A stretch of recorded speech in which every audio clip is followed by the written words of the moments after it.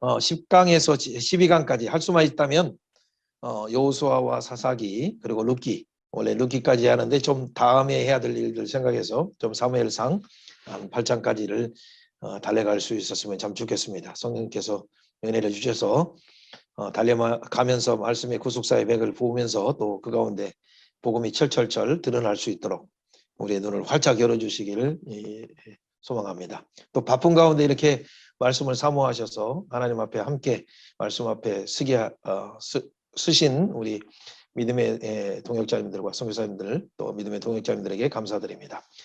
자, 특별히 이 여호수아의 말씀 가운데 제목을 그냥 한 문장으로 쓴다면 언약대로 정복하고 언약대로 세겜에서 언약을 선포하고 분배하여서 48성의 레위인을 배치하고 신실한 하나님만을 섬기라라는 그 제목을 잡았습니다. 여러분 또 제목을 간단하게 잡는다면 네 단어 가지고 원래 준비하라, 그렇죠? 정복하라, 그리고 분배하라, 섬겨라, 하나님만 섬기라. 네 단어로 네 개의 동사를 사용해서 이렇게 나누셔도 되겠습니다.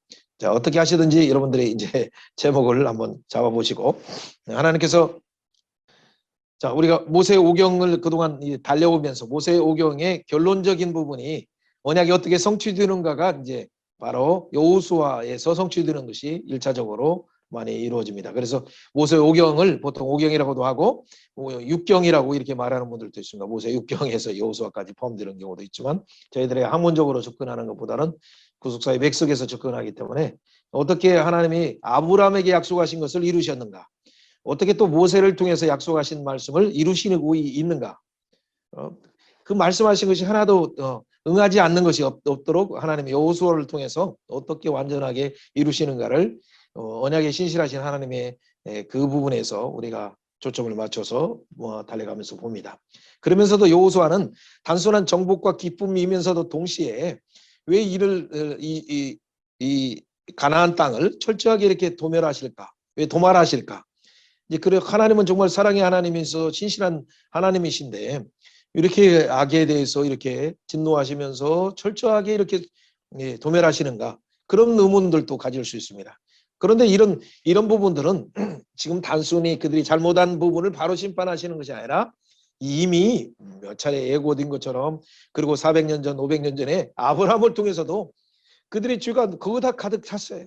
그래서 아직 심판할 때가 아니기 때문에 몇 차례 기회를 주셨어요. 가나안 땅의 대표적인 것은 창세기 15장에 그들의 타락한 모습들 가운데 하나님의 심판을 이미 작정하셨어요. 그래서 하나님의 선택한 아브라함의 후손들이 400년 뒤에 와서 그 땅을 차지하는 복만 주시는 것이 아니라 그들을 도구로 쓰셔서 공의의 도구로 쓰셔서 그 땅을 심판하시는 하나님의 크신 공의의 하나님의 어떤 크신 계획이 또 있었다는 걸 먼저 기억하시면 돼요. 그리고 실제 하나님께서 19장에서도 보면 가나안 땅 일부인 소돔과 고모라, 아드마, 스보임 멸할 때 소알만 면치 않게 멸하지 않았는데 그 계획을 봐도 얼마만큼 그들이 동성애뿐만 아니라 하나님 앞에서 주하기 심하였는가. 그래서 당시에 이미 경고로 하나님께서 소돔과 고모라, 오도마, 아드마, 스보임 그 땅을 멸하심을 통해서도 이미 몇 차례 가나안에 있는 아모리 족속 또 여러 히위 족속 7족속들에게 이미 예고하신 말씀이에요.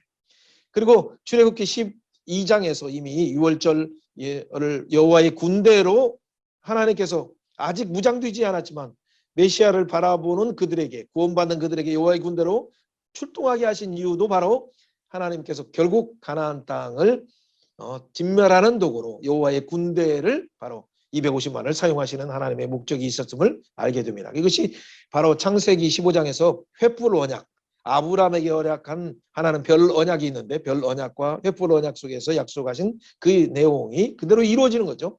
그때 아브라함에게 약속한 그 땅은 지금 이 여호수아가 점령한 땅보다도 더 큰 땅이었어요. 나중에 그것에 대해서는 한번 나눠봅니다. 그리고 하나님께서 홍해에서 세례받게 하시고 또 시내산에서 언약하신 이유가 뭡니까? 그들에게 피로 세운 언약 가운데 하나님 안에서 함께 먹고 마시고 한 가족이 되고 한 친척이 될 뿐만 아니라 한 하나님의 백성이 되고 그래서 그 장막 안에 거할 수 있도록 나갈 수 있도록 그렇게 하신 이유가 뭐예요? 거룩한 하나님과 동행하면서 거룩한 하나님을 열방에게 보여주는 거예요. 근데 열방 가운데 보여줄 그 땅이 어떤 땅입니까? 가나안 땅에 바로 거룩하지 못한 그들은 하나님의 거룩한 전쟁, 헬렘 전쟁 앞에 스스로 다 불탈 수밖에 없다는 것을 이미 예고하고 계셨던 것이죠. 자, 모세를 하나님의 모세에게 위임받은 여호수아를 통해서 오늘 여호수아가 시작되죠.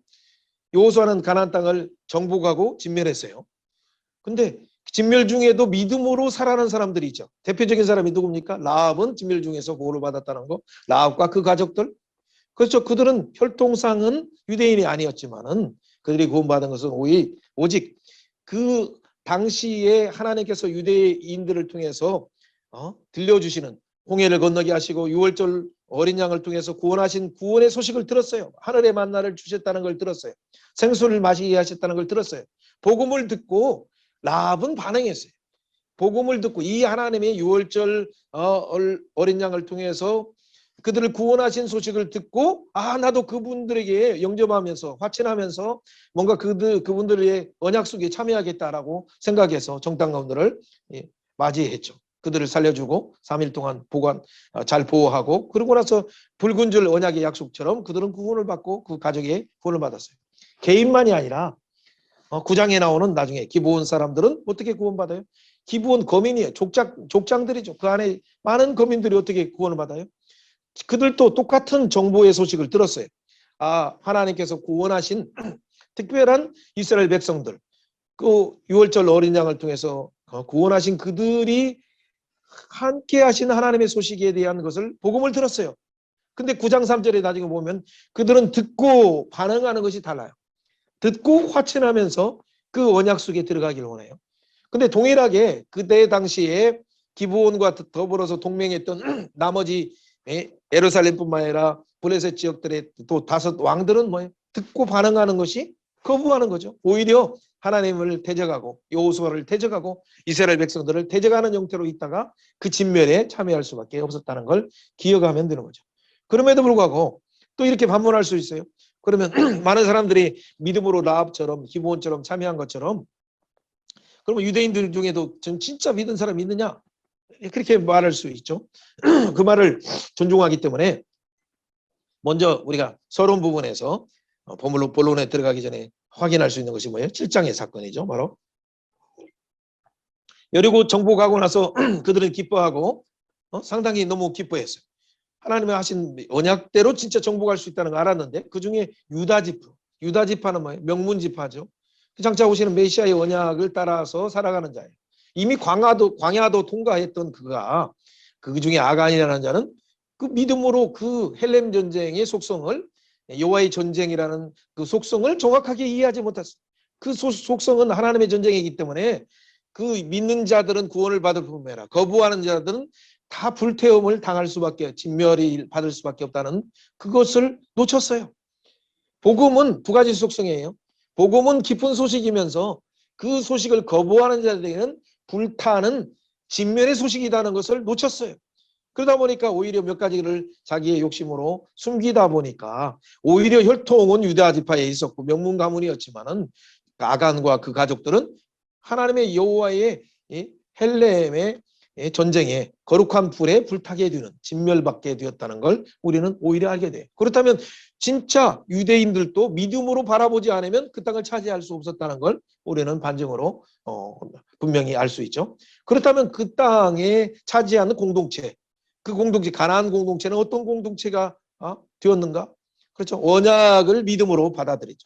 유월절 어린 양을 믿음으로 바라보고 여자의 옷으로 오시는 이가 우리에게 가죽 옷을 입혀주시고 그분을 바라보는 예배 가운데 참여하고 그분이 바로 모리아산에서 장차 오시는 여호와 이레를 준비하시는 그분이 바로 유월절 희생의 어린 양으로 오시는 세상주를 주고 가는 그분이 우리의 주를 담당하시고 하나님 앞에서 거룩하게 속죄제물로 들으실 그분을 바라보는 사람들만이 구원받는 거죠. 자, 이것은 구속사의 큰 맥 속에서 흐르는 작은 파편과 같은 그림자들 가운데 명백하게 드러난 복음의 내용이죠. 그래서 남아있는 땅들은 정복하면서 개척하면서 또 배치하면서 아직 남아있는 정복해야 될 개척해야 될 것이 남아있었어요. 그러면서도 안식을 지금 맛보기 시작했어요. 완전한 안식은 남아있어요. 여호수아가 안식을 주었지만은 히브리서 말씀처럼 4장에 나오는 것처럼 영원한 안식은 오직 여사의 후손으로 오시는 메시아 예수 그리스도를 통해서 영원한 안식을 주시는 거예요. 그래서 안식이 남아있다라는 표현이 정확한 표현이죠.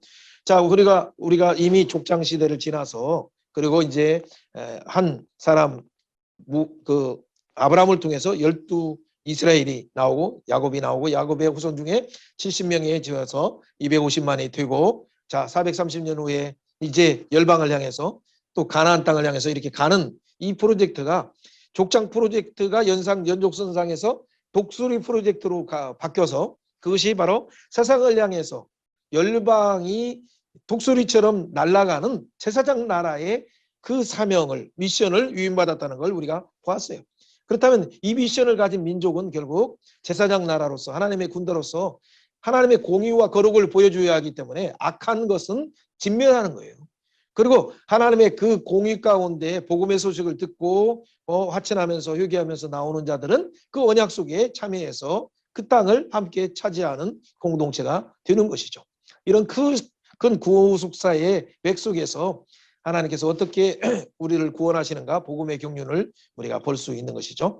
자, 이런 그림을 먼저 한번 서론 가운데 우리가 보았다면 우리는 이제 여호수아를 크게 7가지 관점에서 이렇게 6가지 관점에서 이렇게 볼 수 있는데 하나는 영적인 전투 부분은 아주 중요하기 때문에 일부러 하나 표시를 해놨습니다. 자, 먼저 우리가 봐야 될 것은 모세 오경이 이 언약대로 여호수아에서 어떻게 언약의 말씀대로 준비해요. 정복을 준비해요. 그렇죠. 1장에서 5장이. 자, 한번 따라서 해봅시다. 언약의 말씀대로 순종하여 준비하고. 그렇지. 1장 5장. 그렇죠. 1장 5장은 뭐예요? 언약의 말씀대로 순종하고 준비하고. 그렇죠. 안자오 주도 화엘라이 준비. 그렇죠. 그 다음에 나오는 것이 뭐예요? 그 바로 언약의 말씀대로 정복하고 그것이 6장에서 12장이에요. 너무 쉽죠? 한번 따라서 해봅시다. 언약의 말씀대로 정복하고 6장에서 12장. 그렇죠? 5장까지는 언약의 말씀대로 정복을 준비하고 그렇죠. 순종하며 준비하고 6장에서 12장은 언약의 말씀대로 정복하고. 근데 정복할 때는 어디를 정복해? 여리고를 정복하고 아간 사건이 있었지만 회개하고 다시 아이성을 정복하고 세계번약하고 기브온 9장에서 정복하고 10장에서 남방 예루살렘의 5 왕들을 정복하고 11장 12장에서 메렘 그 위에 북부의 부분을 31왕을 정복하고. 그러니까 이건 나중에 점진적으로 공부하면 너무 쉬워요. 그러니까 우선 한꺼번에 다 하려고 하지 말고 1장에서 5장 정복 준비. 그렇죠. 6장에서 12장 말씀 따라 정복하고. 그렇죠. 그 다음에는 13장에서 21장 말씀 따라 배치하고 분비하고. 그렇게 하면 돼요. 한번 다시 한번 해봅니다. 13장에서 21장 말씀 따라 배치하고 분비하고. 그렇죠. 분비하고 배치해서 또 남아있는 그 땅 3분의 2에 남아있는 땅들을 정복하라고 또 아시는 것이죠. 그러면 마지막 부분 뭐예요? 22장에서 24장 언약의 말씀대로 하나님을 섬기라. 그렇죠. 언약의 말씀대로 하나님만을 섬기자. 그것이 22장에서 24장이에요. 그러면 여호수아의 24장의 말씀은 크게 봤을 때 4등분으로 이렇게 나눠요. 4개의 동사를 보는데 그 부분의 동사는 뭐예요? 첫 번째 1장에서 5장 정복을 준비하라 그 말이죠. 그리고 6장에서 12장은 말씀대로 정복하라. 그렇죠. 그렇죠. 그리고 13장에서 21장은 말씀대로 분비하라. 그게 동사예요. 그렇죠. 그렇죠. 마지막 부분, 4번째 부분은 말씀대로 하나님만을 섬기자. 그것이 섬기자라는 부분이 22장에서 24장의 내용입니다. 자, 이것을 우리가 먼저 보았다면 한번 여호수아 준비! 한번 이렇게 딱 해보세요. 여호수아 준비하면 아멘 하면서 할렐루야 아멘 하면서 딱 이렇게 준비해야 돼요. 여호수아 준비! 24장이니까 이렇게 딱 잡아대는 거예요. 여호수아 준비! 할렐루야 아멘. 그리고 어떻게 내가 발바닥으로 밟는 것을 내게 주리라. 그렇죠? 1장 3절 내가 발바닥으로 밟는 것을 내게 주리라 먼저 선언하고 그래서 1장에서 5장 언약대로 정복을 준비하고 그렇죠? 준비해요. 3일 양식을 준비하고 요단강을 건너가는 거죠. 자, 그 다음에 6장에서 12장 언약대로 중앙을 정복하고 남방을 정복하고 북부를 정복하고 그렇죠? 그렇게 하면 돼요. 한번 해봅시다. 언약대로 중앙을 정복하고 남방을 정복하고 북방을 정복하고 그렇죠? 자, 13에서 21장 언약대로 분비하고 배치해서 살림이라도 개척하라. 그렇죠? 자, 22장에서 24장까지는 언약대로 하나님만을 섬기자. 나와 내 집은 하나님만을 섬기겠다. 그렇죠?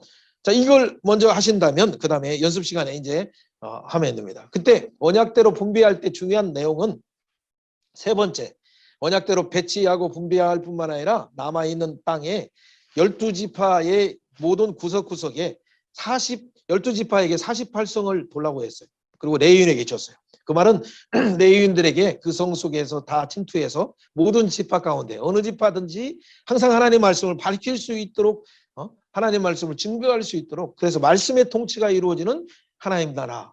그게 이제 전투하는 교회의 여호수아의 하나님 나라의 모델이에요. 모형이죠. 또 하나는 모든 지파는 12지파는 언제든지 혹시나 자기들이 잘못하고 자기가 몰라서 아니면 부지중에 실수로 해서 사람을 죽이거나 하는 그런 일에 참여했다 할지라도 우리의 도피성 되시는 예수 그리스도를 바라보고 여자의 옷으로 오시는 예수 그리스도를 바라보도록 하는 것이 도피성을, 그래서 동편에도 새 성을 만들었어요. 그리고 서편에도 새 성을 만들었어요. 서편제. 그래서 새 성을 그래서 언제든지 이스라엘의 12지파 어디에 있든지 하루 안에 도망갈 수 있는 그 높은 곳에 이 도피성을 준비해서 그 장차 너희들 예수 그리스도를 바라보면 살 수 있어요. 그리고 제사장이 살아있는 날까지는 누구도 와서 그를 죽일 수 없어요. 그럼 제사장이 다 나중에 혹시나 이 세상을 떠나는 순간 그는 어떻게 돼요? 이제 자유함에 되는 거죠. 자, 그것은 뭐예요? 장차 오시는 예수 그리스도를 통해서 그가 십자가에 죽으시고 할 때 우리는 영원한 자유함을 누리는 부분을 예표하는 도피성 제소를 줬다는 것이 구속사의 맥속에 있는 복음 중의 복음이에요. 자, 우리가 도피성 20장의 도피성 그리고 21장의 48성읍에서 말씀을 가르쳐라라는 것이 아주 중요한 화두예요. 이걸 잘 하느냐에 따라서 사사기의 운명이 결정되는 거죠.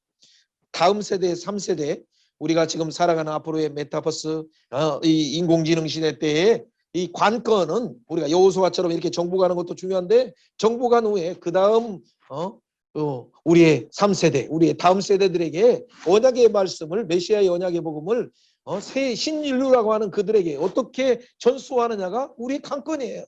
그래서 여러분들이 어린이 사역에 뛰어들어가지고 청소년 사역에 뛰어들어서 지금 당장 5년 뒤만 해도 한국교회가 1,000만에서 그냥 400만으로 쪼그라들 수밖에 없는 구조적인 이 문제를 해결하도록 여러분들이 언약을 청소년들에게, 어린아이들에게 주는데 전념해 목숨 걸어야 돼요. 자, 어쨌든 말씀 가운데, 자, 우리가 한번 이렇게 정복했다면, 그러면 큰 구도에서 여호수아를 본다면 우리가 한 6가지 중요한 특징들을 한번 보면서 달려가도록 합니다. 저와 따라서 해봅니다. 1장에서 2장, 그렇죠? 정복을 준비하고, 그렇죠? 3일 양식을 예비하라. 그렇죠? 그리고 이제 정탐권도 준비하게 되는 걸 생각하시면 됩니다. 2장에서, 자, 두 번째, 요단강을, 3장부터는 이제 요단강 건너서, 그렇죠? 요단강 건너서 그 땅에서 4장 길갈에서 할례하고, 그렇죠? 길갈에서 할례하고. 전쟁을 하는 자가 어떻게 할례를 할 수 있어요? 근데 하나님의 싸움은 여호와의 군대의 싸움이기 때문에 세상의 무기를 유지하는 것이 아니라 오히려 우리의 거룩을 유지하는 것이 더 중요한 싸움이죠. 그리고 그 땅에서 처음으로 소산의 음식을 먹었어요. 3일 양식 다 끝나니까 그 땅의 음식을 먹는 순간 하나님 만나가 딱 끊치는 사건들이 있죠. 그리고 또 그때 처음으로 또 유월절을 지키는 거예요. 유월절. 그렇죠? 그렇죠. 우리의 전쟁은 우리를 위해서 장차 오시는 세상을 지으려고 하는 어린 양, 유월절 어린 양 메시아를 바라보는 싸움이다. 그가 사단의 머리를 깨뜨린다. 그걸 바라보면서 우리가 여리고성을 깨뜨리자. 그렇죠. 진멸의 전쟁이에요. 바로. 그래서 그걸 확인하기 위해서 정체성 가운데 유월절 어린 양을 바라보게 하시죠. 그리고 하나님께서 그에게 누구를 보내십니까? 여호와의 군대 장관을 보내죠. 자, 여호와 군대 장관은 누구에게 나타났습니까? 이제 하나님께서 출애굽기 3장 14절에 모세에게 딸기나무 불꽃 가운데 모세에게 나타나서 내가 있는 땅은 거룩한 땅이니 신발을 벗어라. 너의 이력을 벗어라. 네가 가지고 있는 애굽 왕궁에 40년 동안 훈련받은 왕궁 학교를 졸업한 졸업장을 버려라. 다 벗어라. 그리고 이들을 통해서 제사훈련 받은 그것조차도 다 버려라. 너의 경험을 버리라고 하듯이 여호수아에게도 너희가 그동안 모세를 통해서 함께 훈련받은 모든 것들이 있지만은 모든 이력을 지금 벗어라. 왜? 지금 당장 하나님이 주시는 만나 말씀과 하나님 주시는 성령의 인도함을 따라서 살아갈 수 있도록 하나님께서 이 전쟁은 너의 전쟁이 아니다. 네가 싸우는 게 아니라 여호와 하나님이 친히 싸운다라고 그런 의미에서 여호와의 군대 장관을 보내신 것이죠. 그래서 신발을 벗게 하셨다는 걸 모세와 대비적 모세와 동격으로 하나님께서 여호수아를 높여주신다는 걸 기억하면 되겠습니다. 그리고 이제 6장부터 8장까지 우리가 잘 아는 사건이죠. 이게 뭐냐면 우리가 요단강을 딱 건너는 순간 여러분들 제 모습이 보일지 모르겠어요. 제 모습이 혹시나 보입니까? 보인다면 제 이 옆구리 이게 허리를 통해서 탁 이게 이렇게 건너갈 때 이게 아이성이에요. 아이성.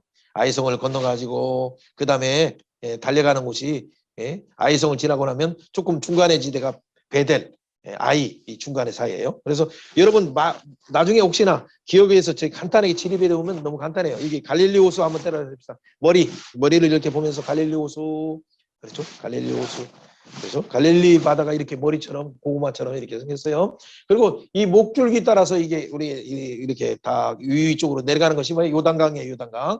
그리고 우리 엉덩이 있는 부분이 이제 이게 사해바다다 생각하시면 돼요. 그런데 이 갈릴리 호수에서 요단강 따라서 내려갈 때 첫 번째 강이 야르묵강 괜찮아요. 잘 몰라도 돼요. 중간 정도의 옆구리 있는 데가 뭐냐면 야복강을 기억하시면 돼요. 그런데 바로 엉덩이 있는 그곳에 또 하나 강이 있어요. 그 강이 뭐예요? 야르묵강이라고 있고 자, 야르묵이 아니라 아르논 강이 있고 마지막 이 다리 부분이 시작하는데 세렛강이 있어요.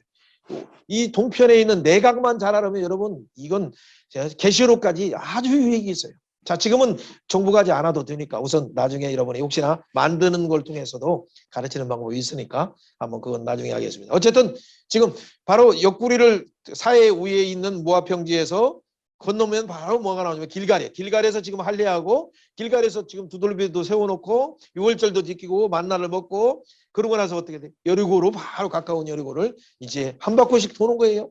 그리고 7번째 드는 날은 7바퀴 돌고 그리고 6장 16절에 외치라라고 할 때 이 도성을 너희에게 주셨느니라고 할 때 함께 내유인들이 막 나팔을 따 빰빰빰빰빰빰 할 때 함께 소리를 내주면서 하나님이 이 성을 주셨다 할렐루야 할 때 갑자기 무너지는 거예요. 그러니까 이 사건을 통해서 진짜 하나님의 구원은 이 땅의 방식이 전략 전술이 아니라 하나님의 영적인 전투의 방법이 세상과 방법과는 전혀 다르다는 걸 알 수가 있죠. 그래서 이미 구원에 참여한 라합과 그 가족은 붉은 줄을 붙잡고 있었고 그 구원 안에 들어가게 됐죠. 자, 그러나 안타깝게 아이성을 전멸하려고 할 때 교만하에서 또 실수하는 것이 있죠. 근데 알고 보니까 제비를 뽑으니까 유다 지파 중에서 세라의 자녀 중에서 누가 나옵니까? 이 아간이 나왔어요. 그는 하나님의 헬렘 전쟁의 가운데서 오히려 그 아모리 사람, 시온 사람 그리고 가나안 사람처럼 불타게 되는 믿음이 없어서 그들이 하나님의 그 거룩한 전쟁에 오히려 영광을 얻어야 되는데 그 가운데 죽음을 맞이하게 되는 대표적인 사건이 있었죠. 자, 일단은 한번 달려가면서 보도록 하겠습니다. 자, 9장에서 12장 그 사건 뒤에 아이성을 다시 회개하고 정복하고 8장에서 그리고 세겜 아주 중요한 언약 중에 하나는 세겜 땅에 가서 신명기 11장 나중에 신명기 27장 두 군데 보세요. 그것은 뭐냐면 세겜에 가면 세겜은 어깨와 같아요. 어깨 왼쪽에는 그리심산 오른쪽에는 에발산. 그래서 하나는 그리심산은 축복 그리심 뭐 그리스도 비슷하니까 축복 생각하시면 되죠. 에발산에 그 다듬지 않는 돌로 단을 쌓게 해요. 우리의 진노를 위해서 대신 심판받으실 그분을 생각하면서 그 단을 쌓는 것이죠. 손으로 다듬지 않는 그 돌을 세겜성에 쌓고 그러고 나서 6지파를 배치하고 그리고 선포하는 거죠. 선포하는 내용은 무슨 말씀이에요? 신명기 말씀이에요. 28장부터 30장까지 있는 말씀을 다 하면서 이 말씀은 어려운 것도 아니다. 먼 곳에 있는 것도 아니다. 내 입에 있고 내 마음에 있으니 내가 이를 행할 수 있다. 이 가운데 너희들 생명을 선택할래? 화를 선택할래? 그렇죠? 하나님의 축복을 선택할래? 아니면 저주를 선택할래? 이렇게 선언하는 거죠. 그때 그러니까 축복과 저주산에서 아멘 아멘 하면서 우리가 말씀을 준행하겠습니다라고 언약을 갱신하고 그리고 나서 여리고 이제 다 정복하고 이미 중앙에 베델을 정복하고 위에를 세겜까지 정복했으니까 밑으로 다시 가서 기브온 그런데 그때 다시 이렇게 오는데 길갈의 진영으로 다시 요단강 옆으로 왔죠. 그때 기브온 사람들이 먼 곳에 온 것처럼 해가지고 여리고 지나서 이게 길갈에 찾아와요. 그리고 또 덩어리네 뭐네 옷이 뭐 오래된 옷 신발도 다 헤어진 그 신발을 신고 와가지고 우리는 먼 곳에서 당신들과 하나님의 함께 하심을 들었습니다. 복음을 들었습니다. 우리 화천하기를 원합니다. 하나님이 하신 일을 들었습니다. 아모리 왕에게 한 일을 들었습니다. 바산왕 옥에게 한 일을 들었습니다. 화해합시다.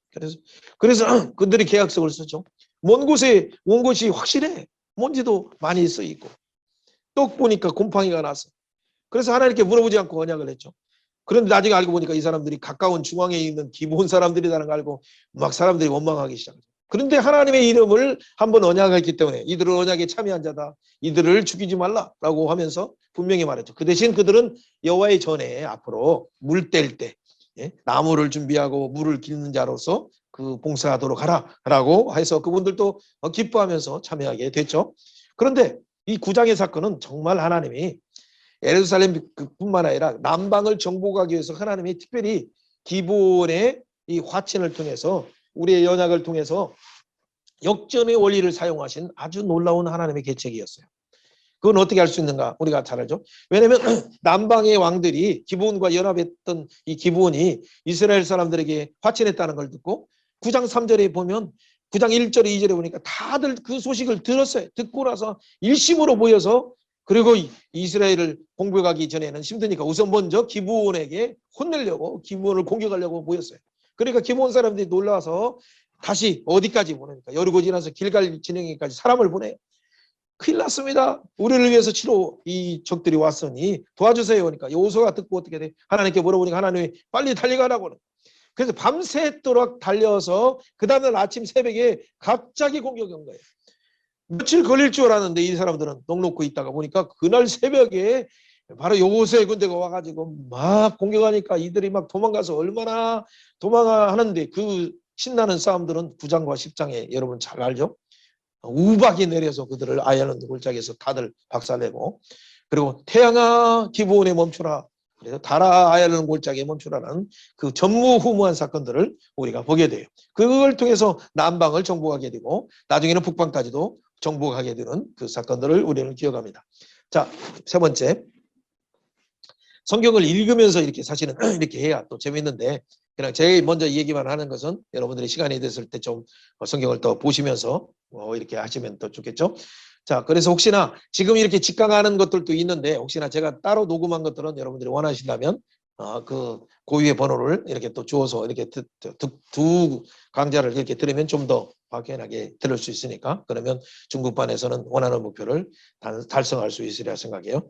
자, 13장부터는 어떻게 됩니까? 이제는 말씀대로 원약의 말씀대로 어떻게 분비하고 어떻게 배치시키는가라는 부분입니다. 자, 그 부분에서 요단 동편은 이미 위에 지방의 므낫세 반지파 그리고 중간에 갓 그리고 아래쪽에는 바로 르우벤 지파에게 이렇게 주었습니다. 그리고 우리가 잘 아는 것처럼 먼저 그 가운데 유다 지파 중에서 갈렙이 헤브론을 정복한 사건. 그 민수기 14장, 13장과 14장에서 갈렙은 그때 40살이었어요. 근데 담대하게 그들은 우리의 밥이라 하라고 하면서 이렇게 했던.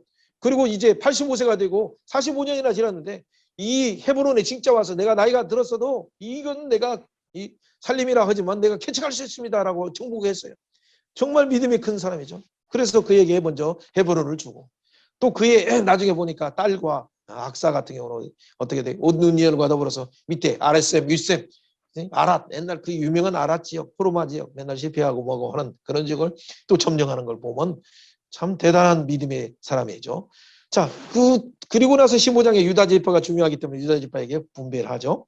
그런데 그 다음에 16장이나 17장 같은 경우는 또 요셉 지파도 중요하니까 요셉의 지파들 중에 므낫세 지파와 또 에브라임 지파에게 분배를 하는데 요셉 지파 중에서 한 사람이 이렇게 얘기를 해요. 야, 우리는 이 큰 지파인데 당신은 야곱의 축복을 안 들었습니까? 우리는 2배로 받아야 되는데 우리가 너무 살림이 너무 좁습니다. 라고 얘기해요. 그러니까 17장에 여호수아가 그렇게 말하는 거죠. 너희들은 큰 지파니까 당연히 살림이라도 캐쳐가라. 살림이라도 캐치게라. 아직 남아있는 땅이 얼마나 많은데 땅만 이미 정복한 땅만 돌아오면 어떻게 되느냐. 그때 그들이 또 핑계를 대는 거죠. 철병거가 있습니다. 그죠? 철병거가 있다고 핑계를 대는 거죠. 근데 그런 핑계가 여호수아는 뭐예요? 너희들은 능히 철병거가 있을지라도 정복할 수 있다라는 표현을 17장 마지막 부분에 이렇게 하는 걸 봅니다. 자, 분배에 있어서 중요한 원리는 분배는 이미 정복한 땅만 분배하는 것이 아니라 아직 정복하기 위해서 남아있는 땅까지도 배치시켜서 그것을 맡긴다는 것을 두 가지 관점에서 우리는 생각을 해야 돼요. 우리가 지금 현재 교회도 그래요. 우리가 지금 현재 있는 부분으로 안일하게 머물러 있다면 남아있는 이 직장 선교는 어떻게 이루어집니까? 다음 세대 청소년 선교는 어떻게 이루어져요? 대학교의 선교는 어떻게 이루어져요? 그래서 남아있는 과제들 다민족 선교는 어떻게 이룰 수 있습니까? 그렇죠. 하나님이 주시는 이 남아있는 땅을 향해서 그곳이 비록 철병거가 있을지라도 그들이 첨단 무기를 가졌다 하더라도 메타버스를 가졌다 하더라도 그들에게 영원한 하나님의 복음 예수 그리스도의 십자가의 복음을 증거해야 됩니다. 그런데 나머지 7지파들에게는 어떻게 했습니까? 18장에 나중에 한번 읽어보세요.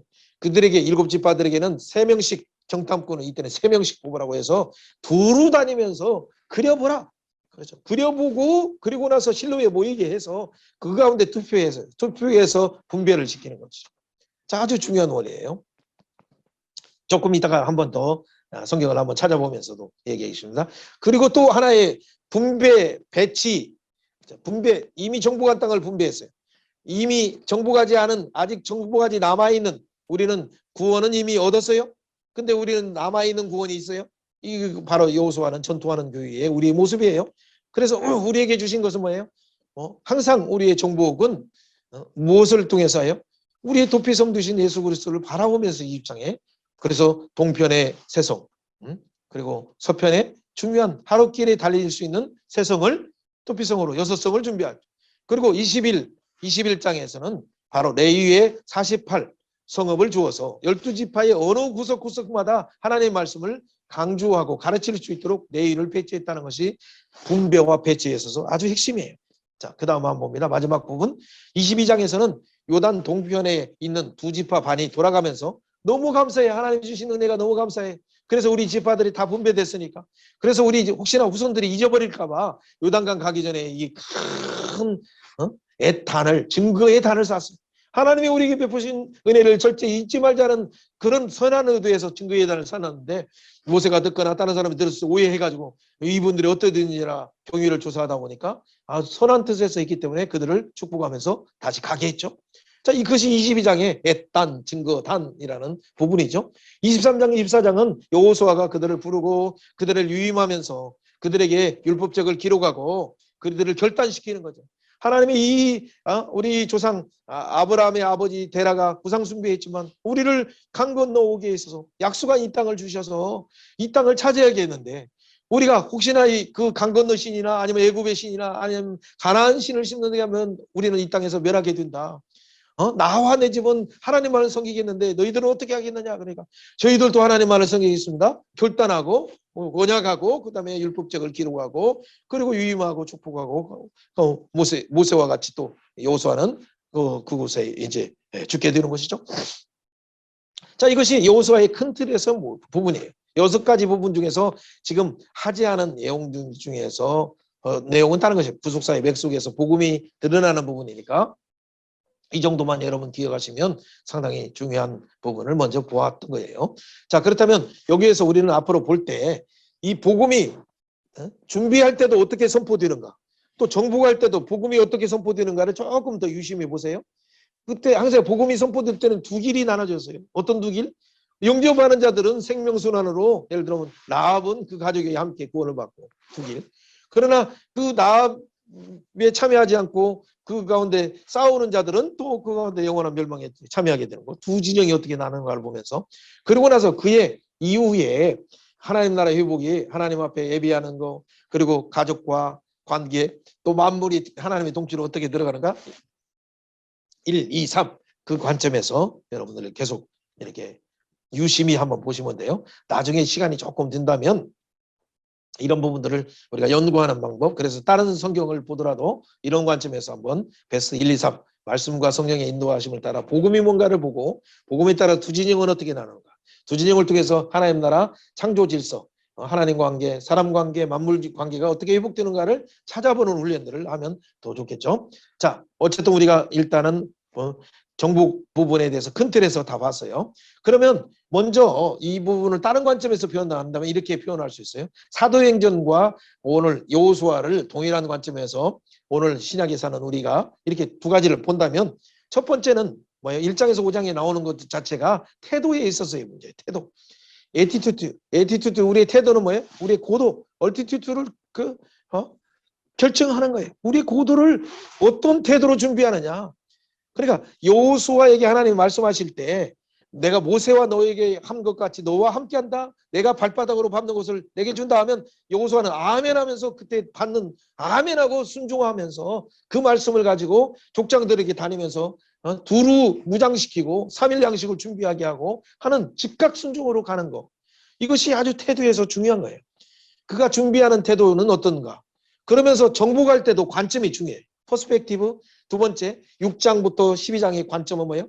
1장부터 5장까지 관점도 중요한데 정복할 때의 관점은 특별히 여리고 싸움에 있어서 우리의 싸움은 그 육신에 속한 혈기의 싸움이 아니기 때문에 우리의 싸움은 뭐예요? 하나님이 주신 전진갑주를 입고 그가 주시는 말씀 따라서 성령의 운행하심을 따라서 나팔 불 때 신호에 따라서 정복하는 거예요.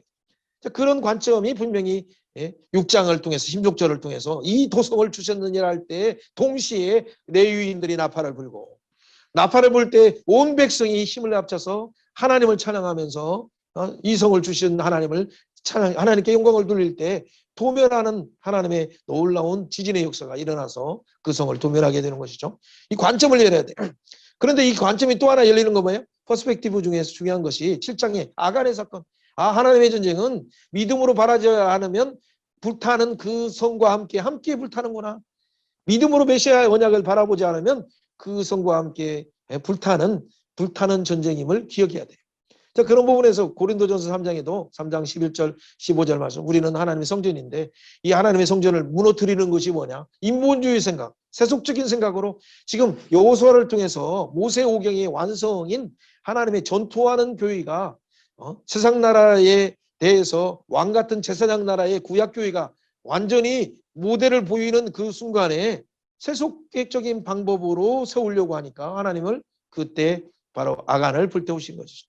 신약교회도 그래요. 여러분 5장에 나타난 사건이 뭐예요? 아나니아와 삽비라 사건을 통해서도 하나님의 초대교회가 선택할 때 하나님의 복음, 십자가의 복음, 하나님의 큰 구원, 하나님의 큰 일, 하나님의 큰 일은 다른 게 아니라 예수 그리스도 통해서 인류를 구원하는 그 구원 계획 위에는 보탤 것이 아무것도 없어요. 그 일에 참여하는 자는 바나바처럼 자원하면서 자기가 감사해서 있는 것을 팔아서 소유를 모아서 하나님 나라를 위해서 구제하고 말씀을 증거하면 되는 거예요.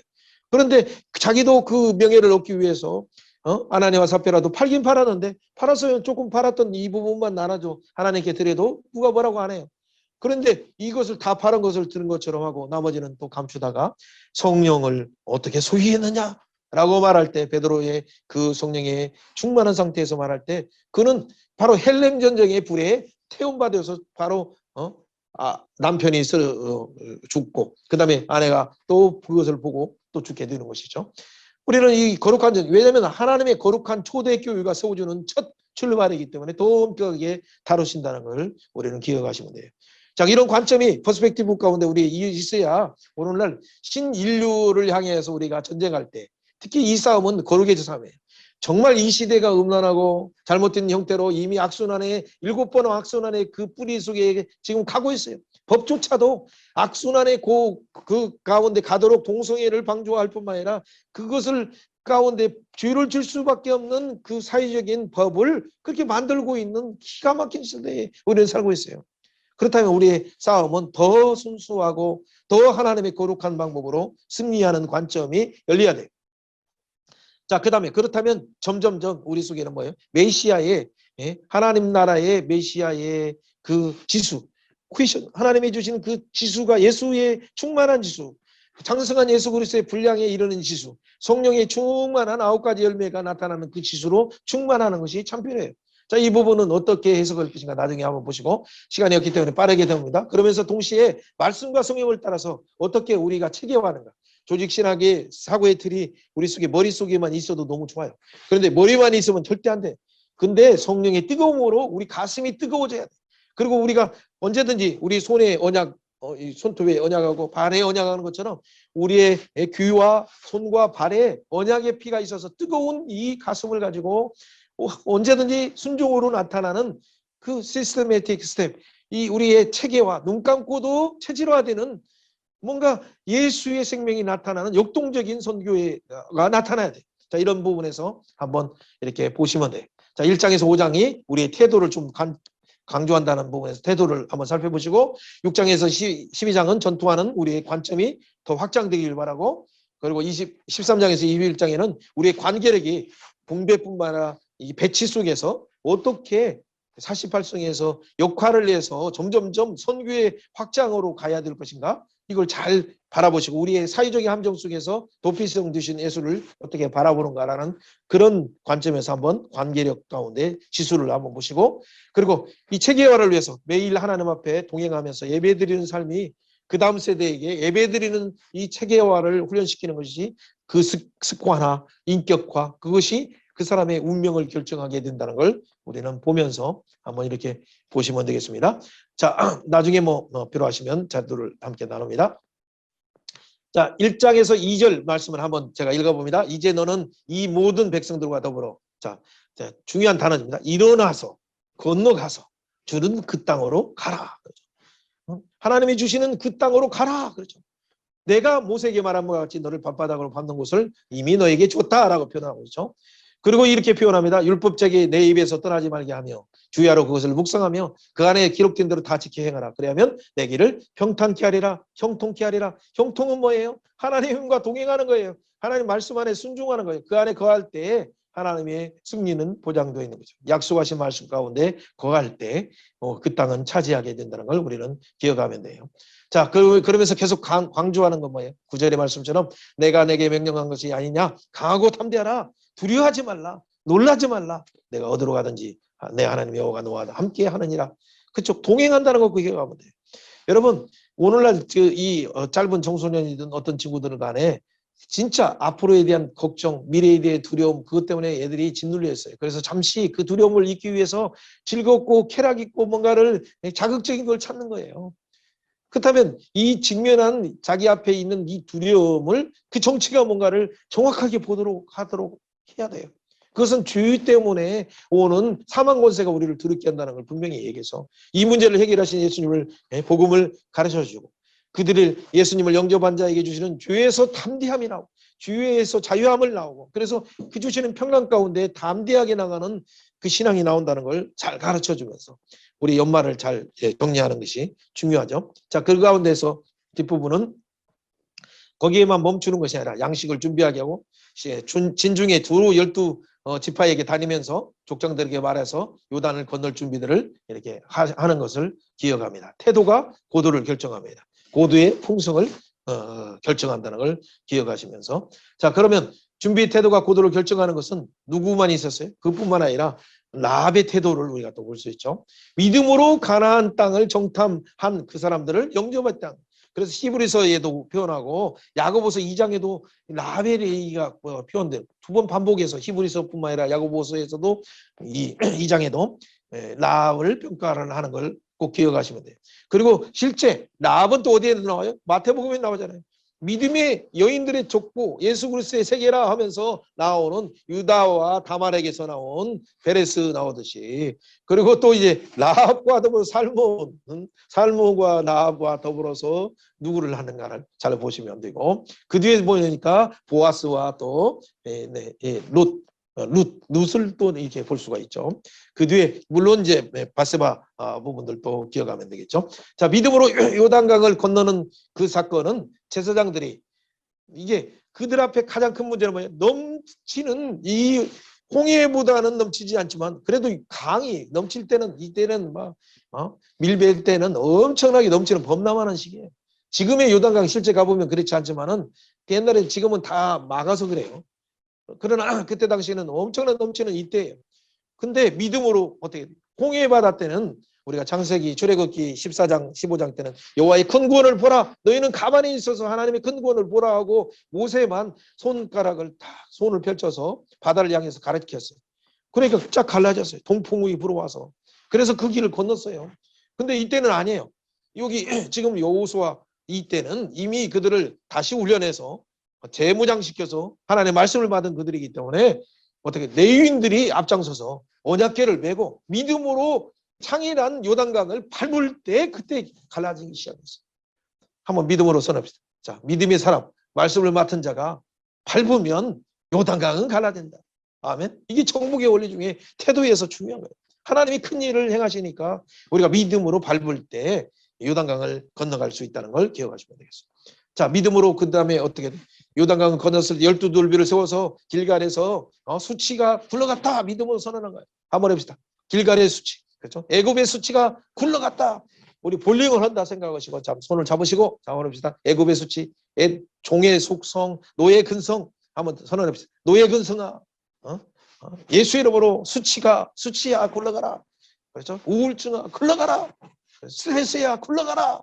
그래서 S관, 노예 근성 이런 안일함과 나태함, 이 죄의 악습관 이런 것들 다 굴러버려야 돼. 믿음으로 언약을 갱신하며 할례를 하면서 믿음으로 하나님이 주시는 그 십자가 안에 내 죄가 로마서 6장 6절이 말하는 것처럼 6절부터 나온 것처럼 십자가에 걸렸다라고 죄가 우리를 주인 노릇하고 종로시키려고 이렇게 하려고 할 때 죄야 네가 무엇이냐? 너는 이미 십자가에서 예수님이 죽으실 때 걸렸어. 네가 나를 주장할 수 없다라고 선언해야 돼. 그리고 우리 속에 있는 예수 그리스도의 생명, 하나님 앞에서 예수 그리스도의 생명이 살아가도록 우리가 살아가는 거예요. 이것이 잘나가는 것처럼 갈라디아 2장 20절의 고백이죠. 내 안에서 사는 예수 우리의 생명이 살 수 있도록 선언하는 것 중에 믿음으로 언약 갱신한 이들은 그런 그 믿음이 동일한 믿음을 가지고 있었어요. 그래서 수치를 불러버리고 그리고 이 돌이 뭐냐라고 물어볼 때 하나님께서 이 요단강을 건너게 하셨다. 그리고 이 가나안 땅을 주셨다는 증거의 돌로 이렇게 삼았다는 걸 기억하시면 되겠습니다. 자, 마지막 부분은 뭐예요? 믿음으로 할례를 해요. 그리고 믿음의 언약장치인 유월절 어린 양을 바라보면서 그리고 이 땅을 주신 이가 그분이 출애굽시킬 때도 그랬고 이 유월절에 이 땅을 정복하는 것도 하나님이 하신다. 여호와의 전쟁이다라는 걸 선언하면서 또 했죠. 그리고 만나가 40년 만나가 여기서 젖소산을 먹는 다음에 끝나게 됐죠. 자, 준비 1장에서 5장에 나오는 것처럼 좀 자세하게 이렇게 혹시나 여러분들이 만들어 가시면 6장에서 12장 정도도 이런 형태로 만들어 가 보시면 되겠습니다. 자, 두 가지 부분.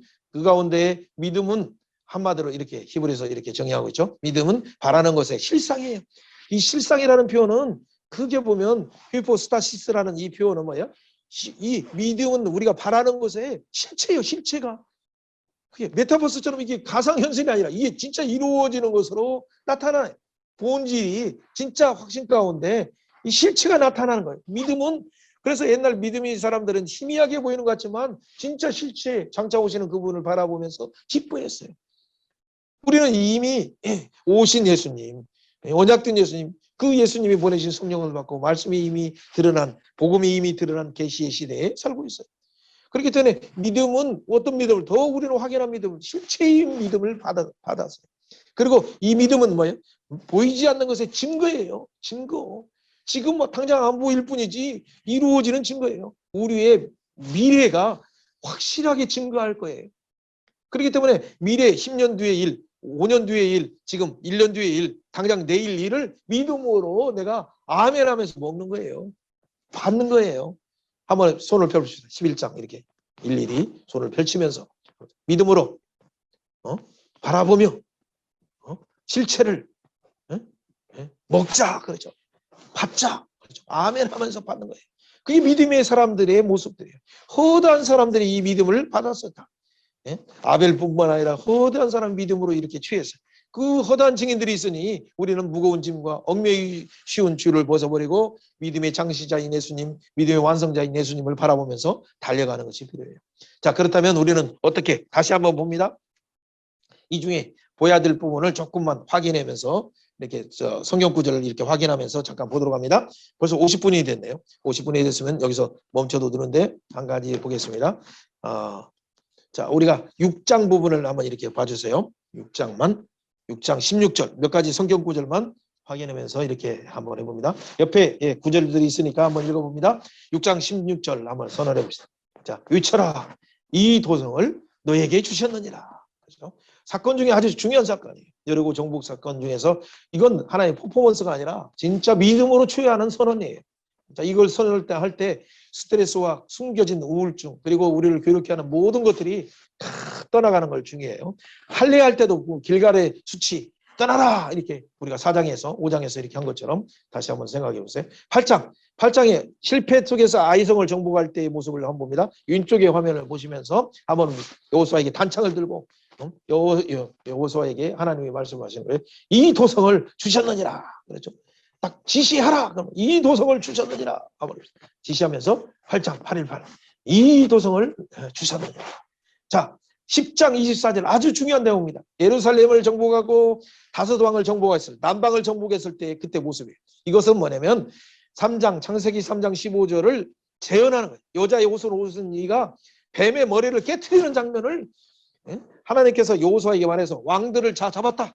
자, 그리고 뭐라고 퍼포먼스 하십니까? 그들의 목을 그들의 머리를 팔로 여호수아가 딱 밟으면서 너희들도 이렇게 하라.